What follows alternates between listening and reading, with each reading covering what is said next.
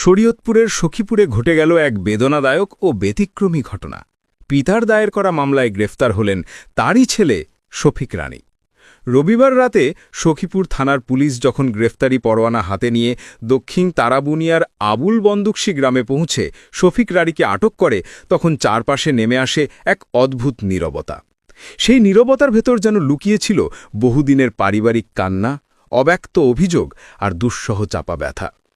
সেকেন্দার রানী, যিনি নিজের ছেলের বিরুদ্ধেই এই মামলা করেছেন, তিনি জানান, দীর্ঘদিন ধরে সে আমাদের মারধর করত, ঘরবাড়ি ভাঙচুর করত, নগদ টাকা নিয়ে যেত, প্রাণনাশের হুমকি দিত।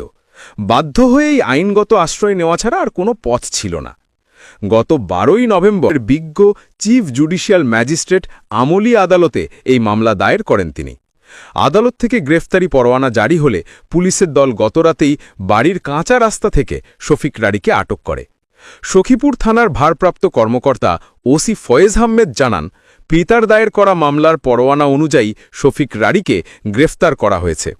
আইনগত প্রক্রিয়া শেষে তাকে আদালতে সোপর্দ করা হয়েছে। ঘটনাটি শুধু আইনি বিষয় নয়, এ যেন এক পরিবারের ভাঙনের অসহ্য প্রতিচ্ছবি, যেখানে শেষ পর্যন্ত বাবা ছেলের সম্পর্ক আদালতের আঙিনায় গড়ায়।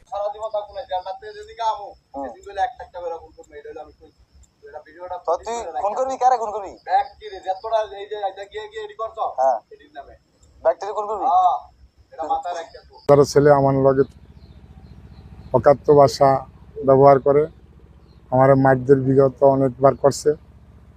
এটার এলাকার ময়মুরব্বিরও দরবার আচার করছে, বাড়ির মানুষও করছে। তো ওরে ওই সুবাদে কইছিল যে তুই বাড়িতে যাবি গা। তো জোরপূর্বকভাবে আমার উপরে বহুত নির্যাতন, নিপীড়ন, আঘাত, মামলা করতেছে, অনেক করছে।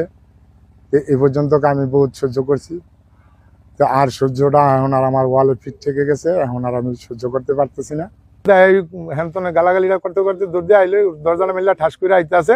ওরে আওয়াজ দেখি আমি দরজাটা লাগাই লাইছি, ঠিক আছে।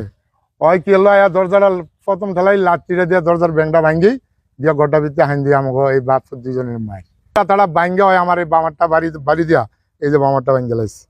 ডাক্তারের রিপোর্ট আছে বা এই ডাক্তারও সাক্ষী আছে। পিছনে বহুত আঘাত করছে, হয় আমার বহুত জ্বালা যন্ত্রণা করছে। এই সুবাদে আমি আইনের ব্যবস্থা চাই, আপনাদের দ্বারা সহযোগিতা চাই। আমি ব্যবসা বাণিজ্য তো নিচে হয়, জায়গাটাও বেচা 7 লাখ টাকা নিছে। ওই মা ছোটবেলাতে 12 লাখ টাকা নিছে। এখন ওই যে বাতি যাতে বড় ভাইয়ের ছেলেতে হয় মনে করেন 2,79,000 টাকা নিছে। এখন হয়